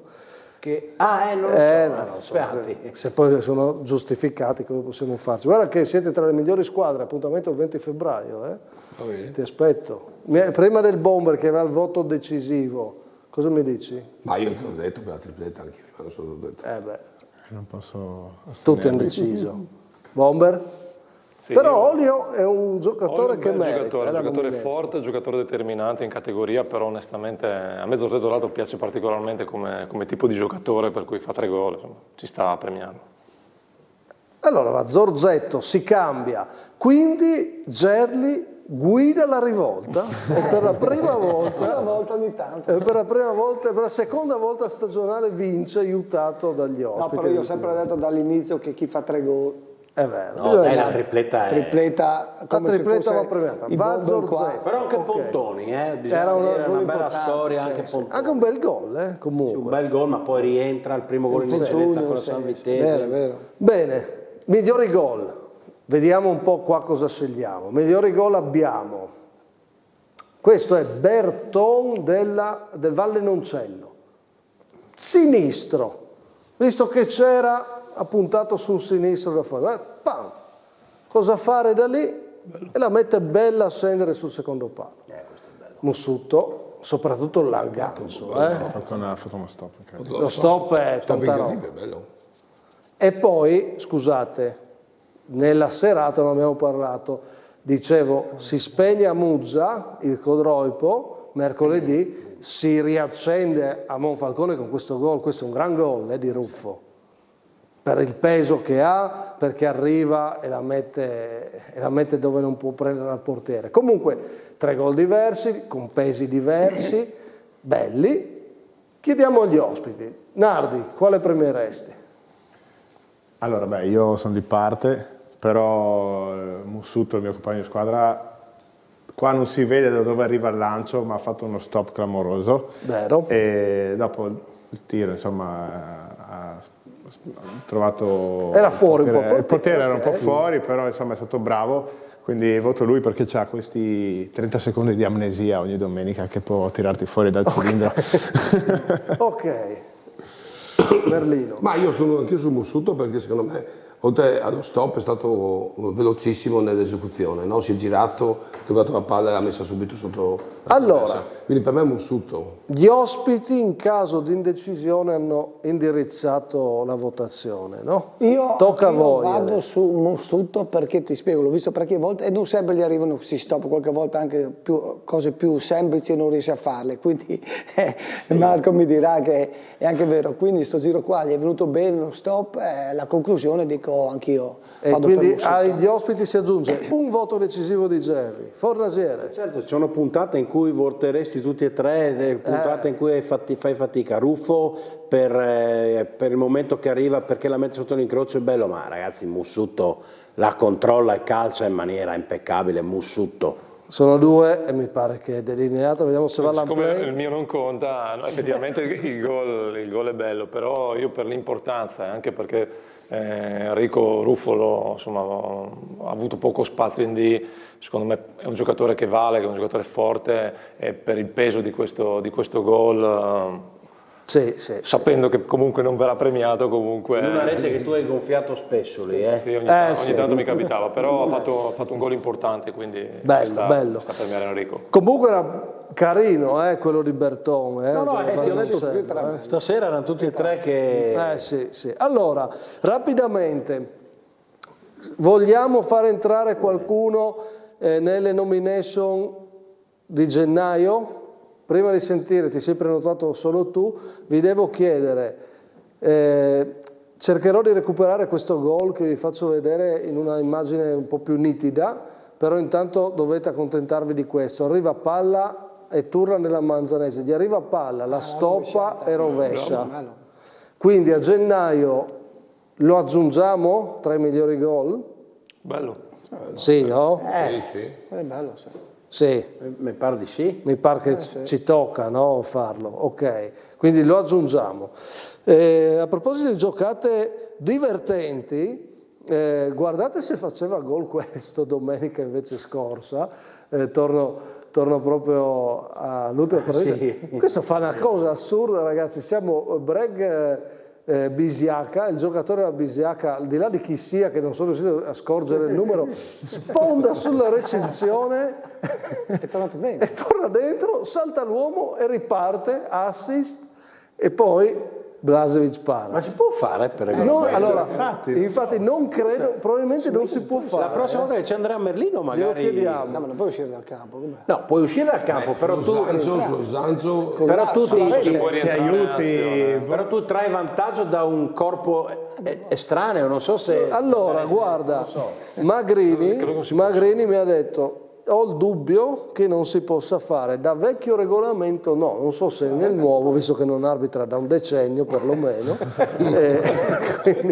quindi però dai, clamoroso. Chi vuoi nominare a gennaio? Io ti metto dentro una squadra a gennaio, ok, che è il Chiarbola Ponziana, perché è la squadra che nel mese di gennaio ha fatto più punti, 10 su 12, ha chiuso il turno infrasettimanale vincendo in casa della Juventina, che è stato un colpo pesante soprattutto per la Juventina, perché il Chiarbola si è staccato e non l'ha avvicinato, e poi la Juventina ha perso anche domenica e quindi l'ha un po' inguaiata. La squadra che ha fatto più punti anche di Tolmezzo e Codroipo, che ne avevano fatti 9 su 9 le prime 3, ma hanno perso proprio nel turno infrasettimanale con Muggia e San Luigi. Loro invece vincono in casa della Juventina 10 punti e continua la striscia, perché poi domenica, ma siamo già a febbraio, sono andati a fare un punto andando avanti 2 volte nel punteggio a Fagagna, quindi per me il Chiarbola Ponziana va messo. La mettiamo allora. Arriva un po' avvantaggiata perché dirà Merlino: tu mi hai nominato all'inizio, voi dopo mi mettete il Chiarbola Ponziana che avete calcolato, no? Cosa dici? La mettiamo a sfidarvi o no? Sì, mettiamola. Dai. Va bene, ok. Chiarbola Ponziana nominata da Fornazieri, gliela passiamo e chiudiamo anche le nomination. Allora, domani alle 19:30 speciale dedicato ad Opicina Centrosedia con focus sull'Opicina. Un piccolo passaggio di momento al chiosco: ci sono state 2 situazioni clamorose a proposito di giocate strane, abbiamo parlato di quello della Bisiaka, un autogol, una carambola pazzesca e un fallo all'allenatore. Sentiamo. L'altra intervista potrebbe essere quello che l'ha calciata addosso a Ciroi. Il difensore chi è, diciamolo? De Lindag, Leonardo. Hai preso in pieno, povero? È stato un misto tra sfortuna e disattenzione mia. Come sta? Perché è stato toccato duro durante il primo tempo da un intervento involontario da dietro da parte di un giocatore dell'Opicina. Ti abbiamo visto a terra, sei ancora un po' claudicante. Sì, mi si è gonfiata la caviglia, secondo me dovrò stare fuori almeno 2 o 3 settimane. Quelli che erano in panchina hanno riso molto, godevamo, forza, skip, robe, tutto un casino devastante, e poi gli è tornato tutto indietro in una sola azione. Ecco, in una sola azione, contenti i giocatori dell'infortunio Mister Monocchio, che ha recuperato. Domani insomma, parleremo di Opicina, di questa partita che è andata male per Opicina, ma conosceremo anche la società. A proposito di conoscere le società, quando si parla di Fagagna abbiamo parlato del lato tecnico, però Fagagna continua a avere, vediamo le immagini, il chiosco top della regione. Luca, questo primato lo mantenete? Un po' di deformazione professionale, no? Porta ad avere. Qua ti vediamo dare le patate fritte. Io adesso non so se avete fame, ma andrei al chiosco di Fagagna e mi farei fare le patate fritte. Cioè, è una specialità. Sì, guarda che belle molto. Che sono. Sono bellissime. E le esatto, e il presidente le mangia. Tra l'altro c'era anche il signore che mi ha detto che non parlo del Fagagna, sarà contento. È un nostro tifoso storico. Stasera Maurizio, però... Sì. Lei è accontentato stasera. Credo di sì, insomma. Allora, senti, abbiamo Fagagna che ha l'obiettivo di arrivare più in alto, che comunque è un bellissimo ambiente, lo abbiamo detto. Non mi sono dimenticato di chiederti una cosa, con Muzzo ne ha parlato Pagnucco, che bella scoperta. Sì, no? Sì, una bella scoperta. Il ragazzo è arrivato già con noi da 2 anni e abbiamo visto subito delle qualità. molto buone, sia come umane che dal punto di vista calcistico. Come dice Pagliuco, deve ancora capire la vera forza, ha un margine di miglioramento incredibile, e sono contento che queste 2 partite qua è riuscito anche a timbrare il cartellino, perché gli dà fiducia ancora di più. 2 gol consecutivi, aveva deciso lui il derby dell'andata con il Flebbano. Sì. Chissà se Luca Merlino avrebbe rifiutato per Comuzzo 20 milioni di euro dal Napoli adesso. Se l'avrebbe portato lui. Io giù Pensa con 20 milioni quante patatine fritte. Non le vendeva più, le regalava. Però prima di andare a mangiare una patata fritta, bere una roba assieme, si va a bere una roba assieme. Certo. Vi fermavate a bere voi post partita? Marco sicuro? No, stasera sì però. Dai, Stasera dai, facciamola. Le migliori parate. Non dimentichiamoci, guardate qua che parate. Proprio sul campo del Breg, Blažević, botta di testa ravvicinata, super riflesso, e poi comunque va a toccare anche l'altro tocco, e la mette in angolo. Tullio, decisivo a mantenere l'imbattibilità casalinga del 13°, e Cristofoli, parata decisiva sul campo della Juventina. Vediamo gli ospiti che indirizzo di voto ci danno. Nardi. Blažević. Merlino. Tullio. Quindi non... Gliel'appoggio anche io, Tullio. Tullio, un voto Tullio. 2 con quello di Merlino. 3. Anch'io, dai, un grosso dubbio avevo su Cristofoli, perché si è buttato giù bene, la palla l'ha vista all'ultimo, secondo me lì tu si è buttato. Andiamo su Tullio, dai, che è una bellissima parata. Tullio? Sì. Tu chi avresti detto? La doppia parata di Blažević è tanta roba, però anche la prestazione di Tullio fa anche un'altra parata in quella partita molto bella. E il 13°. Aveva tirato benissimo. Ha tirato bene Lani, è una gran parata. Sì. Beh, insomma, abbiamo visto 3 bei gesti e alla fine Tullio, miglior parata. Abbiamo chiuso con tutte le nomination questa puntata e parliamo di portieri nella nostra parte finale. Visto che stasera abbiamo parlato di tutte le categorie, perché con le parate, con le giocate siamo arrivati anche in seconda, e questa settimana abbiamo parlato in totale di 22 partite, grazie alle immagini che ci fate arrivare voi e grazie ai nostri collaboratori, chiudiamo con un protagonista che ha giocato davvero in tutte le categorie del calcio dilettanti, e di parate ne ha fatte, Germano Fabbro. Ascoltate bene cosa dice, perché veramente ci sono tutti i valori del calcio dilettanti. Hai mai giocato contro Fabbro? Sì, contro e con. E con anche. Sì, grande portiere, non ci sono dubbi. Niente da dire. È classe anche, 67, quindi va anche bene. Ecco, quindi è lui, chiudiamo con lui la nostra puntata, le nostre interviste, storie di dilettanti. Io ringrazio Marco Nardi. Grazie a voi. Quando vuoi, sei un opinionista molto interessante. Il mio futuro.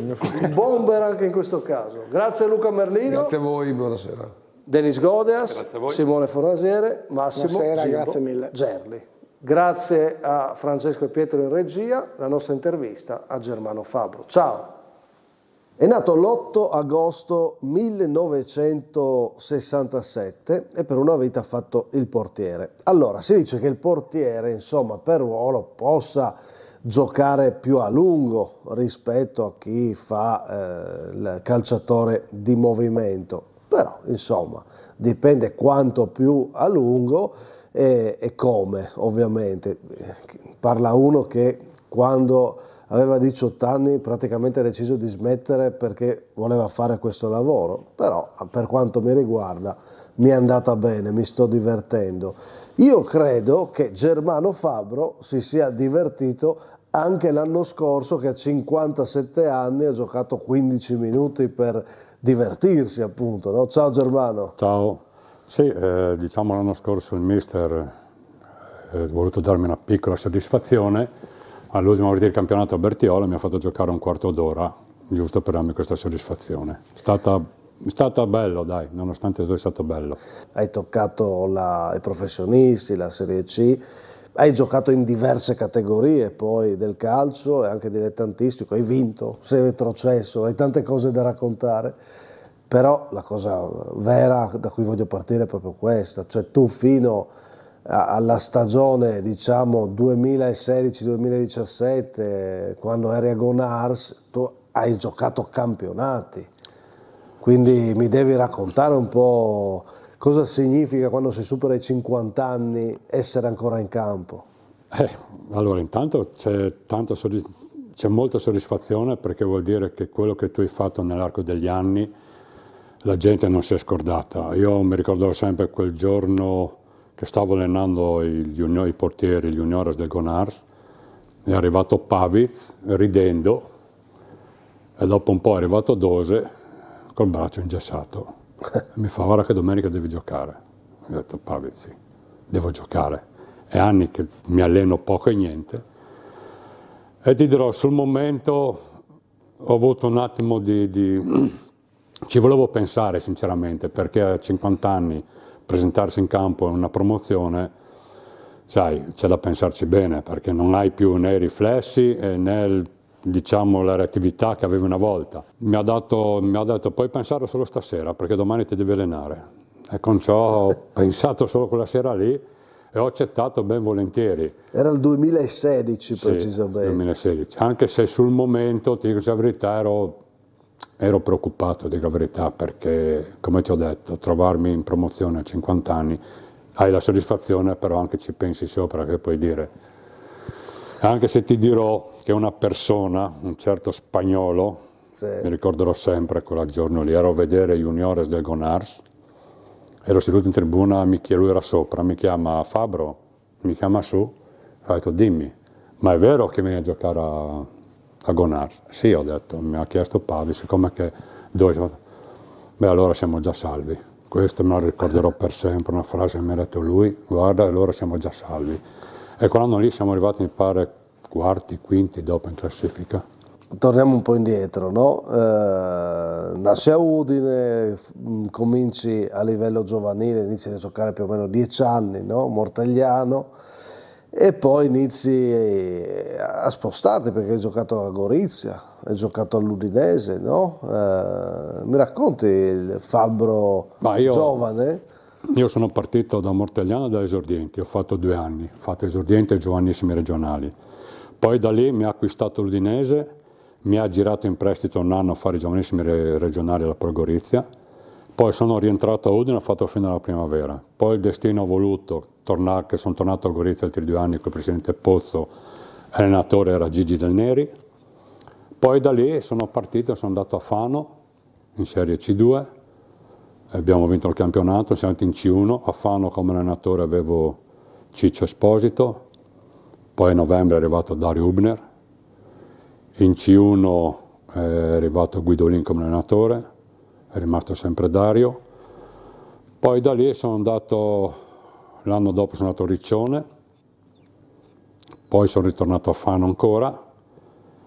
Hai alternato un po' di Serie D, un po' di Serie C. D e Serie C quegli anni lì. E poi categorie molto difficili, no? Immagino. Molto difficili, anche molto belle, perché fai un girone che noi facevamo sia la C2, ho fatto il girone quello del sud, che andava in pratica a Avezzano, Bisceglie, Trani, Teramo, Giulianova, tutte partite abbastanza campi, anche abbastanza caldi, diciamo. Guardandoti indietro, cosa ha significato quel pezzo della tua vita per te? Tante soddisfazioni, anche se ho giocato poco, però mi ha dato tante soddisfazioni. Ho avuto la possibilità di conoscere tante persone. Che cosa pensavi al tempo, insomma? Si sogna un po'? Al tempo si sognava di arrivare più in alto possibile, questa è la verità. Già il fatto di aver fatto una C1 con un allenatore che poi ha fatto tanta carriera, Guidolin, è stata una grande soddisfazione, perché dopo noi in quegli anni lì avevamo il girone nord, calpestato campi in Mantova, dove giocava giocatori, in porta c'era Benevelli, avevano Valigi, avevano gente che aveva fatto la Serie A, andavi a incontrare il Piacenza, che aveva gente, aveva Papais, in porta aveva Gandini, che aveva fatto quella Triestina, sai. Andavi a incontrare società e squadre, avevi giocatori che avevano vissuto calci il calcio più alto del tuo. Certo. Senti, faccio un piccolo salto. Tu quell'esperienza poi da palcoscenico alto lo vivi col beach soccer, no? Seppur stiamo parlando di un altro contesto, di un altro sport, però aveva come sport questa possibilità di vestire l'azzurro, di vincere titoli italiani, no? Come difatti lì diciamo che lì ho toccato l'apice. Diciamo che nella mia carriera quella è stata la ciliegina sulla torta, il fatto di aver fatto i mondiali a Marsiglia con la nazionale italiana di beach soccer e aver perso la finale contro il Brasile. Che esperienza è stata quindi? È stata un'esperienza bellissima perché il nostro obiettivo all'inizio era solo quello di passare il primo turno e invece siamo arrivati fino in finale, perché dopo la soddisfazione più grande a Marsiglia è stata aver battuto in quarti di finale la Francia. Ma senti, da portiere di calcio 11 che si ritrova a giocare a beach soccer, inizi un po' per gioco e poi scopri che sei portato? O... All'inizio, allora, sono partito con molto entusiasmo, ti dico la verità, perché sono andato a fare il primo allenamento, mi ha chiamato Cudin, che dovevano rifare la squadra a Lignano, e ci siamo trovati una ventina di noi. Però ti dirò, mi è piaciuto subito, perché intanto era uno sport dove ti divertivi. C'era molto divertimento, perché il calcio, tu arrivi al campo un'ora e mezza prima, ti devi guardare il campo, devi concentrarti. Tu arrivavi in spiaggia anche 2 ore prima, però c'era musica, è tutto un altro ambiente. È un altro ambiente. È un altro ambiente, molto più... Ti sei divertito? Sì, ti divertivi di più. Ti sei divertito e poi hai avuto anche una soddisfazione, perché poi ovviamente, come abbiamo detto, si toccano anche questi palcoscenici. Ma torniamo al percorso invece legato al mondo dilettantistico. Poi tu giochi con squadre importanti, Palmanova, Cormonese, Sanvitese, vinci campionati anche in territori diversi, vai a giocare al Vesda, no? Sì. Hai giocato a Tor Viscosa, Cervignano, Palazzolo, che poi sono le tue zone, perché ricordiamo Germano, tu sei di Pocenia, no? Però hai appunto in questo percorso con tante squadre, qual è stata la linea che hai seguito? Cosa ti ha spinto poi quando cambiavi squadra? Che cosa hai cercato tu nei dilettanti? Ma io nei dilettanti non cercavo granché, io mi piaceva divertirmi, io anche nel calcio andavo a allenamento e mi divertivo. Quando andavo a giocare a domenica, sì, era un impegno e tutto, però io mi divertivo. Poi c'erano anche le soddisfazioni tue, quando facevi una bella parata, ti facevano i complimenti, quando andavi a giocare da qualche parte, sai, tutta la gente ti conosceva. E per me è stato come posso dirti, una soddisfazione, perché io anche se cambiavo tante volte le squadre, per me non era, giocavo in promozione, quando sono andato al Venezia in prima categoria, per me non era un declassamento, era un dimostrare che potevo dare qualcosa in più anche a questa società. Io ho sempre ragionato in questa maniera, non mi sono mai, vado in prima, vabbè, pazienza. Che poi quando sono arrivato al Vesna loro erano terzultimo o quartultimo in prima categoria. E quando noi abbiamo vinto i playoff. Non sono arrivato solo io, c'è arrivato più di qualche giocatore, però... Però questo fa capire qual è stato il tuo modo di vivere il calcio, aver toccato diverse categorie, giocato tanti anni, e non lo fai se non c'è dietro il divertimento, No, come difatti la serietà e il divertimento, perché quando andavo a fare allenamento io mi divertivo, per me era soddisfazione andare a fare allenamento. Io l'anno che dai professionisti sono arrivato a Palmanova e in porta c'era Cesare Moretti, poi si è infortunato alla spalla e io quell'anno lì avevo deciso, mi avevo preso la squadra di calcetto dell'Ita. Io dovevo fare solo calcetto, io quell'anno lì facevo calcio e calcetto, io mi allenavo dal lunedì al venerdì e giocavo sabato e domenica. Se non hai divertimento, se non hai passione, questi sacrifici non li fai, perché io oltretutto andavo a lavorare, mi alzavo alle 7, finivo di lavorare alle 6. Sì, se non vuoi fare sacrifici, non hai divertimento, queste cose non le fai. Che portiere eri? Ma il portiere non era un portiere che facevo tante parate spettacolari. Ero molto sintetico, diciamo. C'era anche la parata nell'incrocio, diciamo, però... La tua forza qual era? Mi piaceva guidare tanto la difesa. Ero uno che parlava molto, come difatti quando andavo a giocare in certe società, dicevo, ecco, è arrivato, ero un piccoglione. perché ero uno che sempre fisso, tutun, sempre. Ascolta, hai giocato praticamente dagli anni 80 e hai visto il calcio anche in campo fino a qualche anno fa. Che calcio è stato quello che hai vissuto tu da protagonista, no? Quindi gli anni 80, gli anni 90 e poi invece quest'ultimo calcio che com'è secondo te? Allora il calcio che ho fatto io era un calcio differente, diverso da adesso. Adesso c'è meno tecnica, c'è più velocità, c'è più forza fisica, invece una volta c'era più tecnica, c'erano anche meno lance secondo me, si giocava molto a pallone, dopo anche in serie, l'anno che ho fatto a Gorizia con Del Nero è arrivata gente da Serie C2, Marassi, Galvani, quella gente lì, con ciò dopo forse era anche un calcio un po' anche più lento di adesso è molto più veloce, molto più fisico e anche i ragazzi di oggi secondo me a livello tecnico, dal mio punto di vista, non li vedo preparati come una volta. Tu appunto hai giocato in prima, in seconda, in terza credo. In terza, anche in Carnia, sì. Anche in Carnia? Il campionato carnico all'Ancora. All'Ancora, incredibile, ecco. Ma le categorie hanno perso forza, proprio le categorie. Lascia stare la qualità tecnica dei giocatori che stavi dicendo adesso. Una volta anche la seconda era una categoria complicata, no? Ma anche la terza una volta è una categoria complicata. A me dispiace dirlo, però certi ragazzi che oggi giocano in terza, in seconda, secondo me 20 anni fa non giocavano, c'è poco da dire. Innanzitutto, una volta quando tu da ragazzino arrivavi in prima squadra, avevi rispetto del vecchio. Oggi purtroppo non c'è. Pensano di essere già arrivati, che non è così. Non è così. Trovi pochi giocatori giovani che secondo me hanno mentalità di fare calcio, oggi come oggi. Invece una volta, quando uno giocava a pallone, aveva una mentalità per fare calcio. C'è anche da dire che una volta c'era solo il calcio, che oggi invece ci sono molti più sport. Però secondo me, oggi come oggi, un ragazzo di oggi che gioca in seconda e in terza fa molta fatica, faceva. Tu adesso dai ancora una mano al Pocenia, no? In terza. Io mi sono preso questo impegno da 2 anni, siamo entrati io, Mauro, Massimo, Ireno, Rino e Marco De Benedetti in società, abbiamo ricreato la squadra che non c'era, siamo ripartiti. Allora l'anno scorso ero solo dirigente. Quest'anno mi hanno affibbiato anche il custode del campo e oltretutto, come sai, quando serve vado anche in panchina. Prima o poi secondo me ti dicono fai ancora un campionato. No, quello no, basta.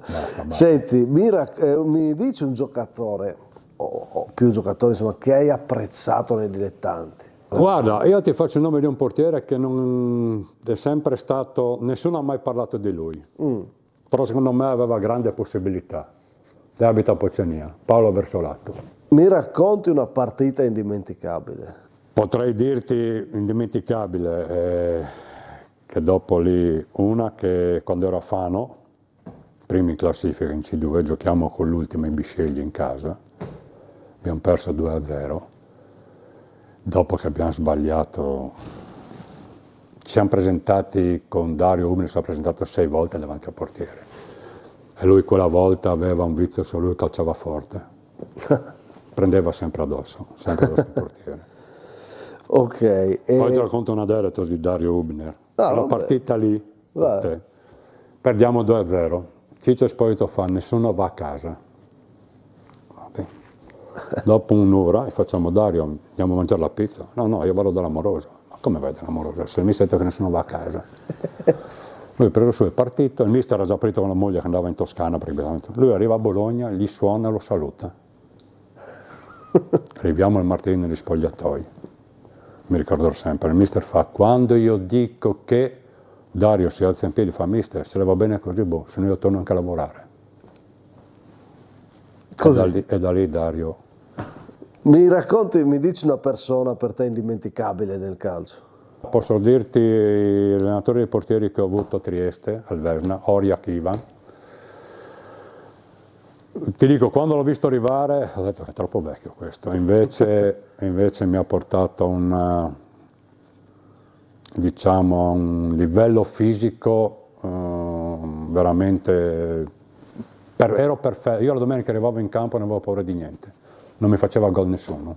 Però c'è una squadra con cui hai legato particolarmente o che ti è rimasta più nel cuore? Io ti dico, la squadra che forse mi è rimasta un po' più nel cuore, a parte tutte, è stato Flumignano l'anno che sono arrivato in seconda, che siamo partiti a agosto, eravamo in 7 di noi e abbiamo finito l'annata e siamo arrivati quarti in classifica. Lì avevamo fatto un gran bel gruppo, sinceramente lì avevamo fatto un bel gruppo, con l'allenatore Marco Martinelli. Chiudo dicendo, allora Germano, hai vinto campionati da primo in classifica, da playoff, hai giocato in tante categorie, hai giocato anche in situazioni difficili, no? Con squadre magari che erano in difficoltà, dicevi sì. Il Flumignano. Quindi la verità è che non hai mai guardato appunto che cosa avevi di fronte, non doveva essere per forza qualcosa di perfetto, l'importante fosse calcio dilettanti, no? Sì, non ho mai guardato, oddio, se mi veniva a chiedermi una squadra e puntavano a vincere il campionato, oddio, però certo. Sono sempre stato uno che non ho mai guardato queste cose, ho sempre cercato di guardare cosa c'era, se si poteva dare una mano, siccome anche Flumignano avevano bisogno di una mano in quell'anno lì, come tuttora, che sono anche bravi a tirare avanti, sinceramente, perché sono molto bravi, anche se quest'anno come squadretta non sono male, da quello che mi hanno giocato contro. Però sono andato anche a Flumignano anche per questo, dicevo. Vedi, anche per dare da buon portiere, insomma, bisogna anche salvare, no? Dare una mano a salvare, a migliorare. È un ruolo che implica personalità, no? Che tu ne hai avuta, e quindi per te che cos'è il calcio dilettante? Cercare di portare avanti, noi siamo entrati in società per cercare di portare avanti questo obiettivo, che le società che continuano ad andare avanti nel dilettantismo, che cerchino di non arrendersi alla prima difficoltà. Lo so che non è facile, perché non è facile trovare giocatori, non è facile portare avanti una società, perché vedo io lì a Pucenia, però mi auguro che le società dilettantistiche cerchino in tutti i modi di poter portare avanti questo dilettantismo e che siano brave a far entrare persone, anche nella dirigenza, che ne capiscono di calcio, in modo da insegnare ai ragazzi giovani cos'è il calcio, cos'è la voglia di arrivare anche. Io dico ogni tanto, ma invece di rimanere in terra, avere la soddisfazione di arrivare un po' più in alto, anche per un scopo tuo personale, perché io sempre, quando giocavo, anche se ero in prima, cercavo sempre di dare quel più per poter arrivare più in alto possibile, anche se ormai avevo 41 anni, 42, 43, ma il mio obiettivo era sempre cercare di arrivare più in alto possibile. È questo che vorrei che riuscissero a capire anche i ragazzi di oggi e che le società cercassero di insegnare ai ragazzi. Insomma, il calcio dilettanti per Germano Fabbro è una cosa che deve esserci. Sì, deve esserci, ci deve rimanere per anni. Mi auguro e spero che duri per anni. Germano, è stato un piacere fare questa chiacchierata con te. Insomma, ci vediamo sui campi, chissà, magari ancora qualche parata, qualche tuffo lo fai ancora? O... No, basta. Basta proprio, va bene. Grazie Germano, grazie a te. È stato un piacere. Grazie a tutti voi, alla prossima.